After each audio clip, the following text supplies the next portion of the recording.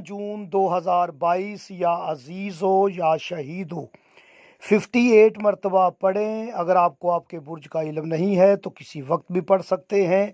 अगर आपका बुर्ज हमल है तो वक्त नोट कर लें।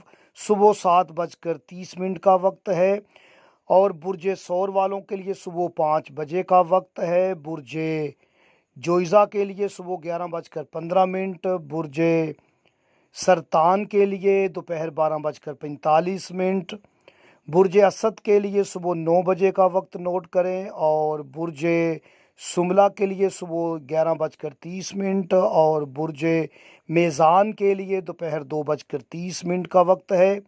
बुर्ज अकरब के लिए दोपहर 3:05 का वक्त है और बुर्ज कौस के लिए दोपहर 2:45, बुर्ज जद्दी के लिए दोपहर 2:10, बुर्ज दिल्लू के लिए वक्त दोपहर 3:15, बुर्ज हूत के लिए 2:30 दोपहर वक्त है, नोट कर लें।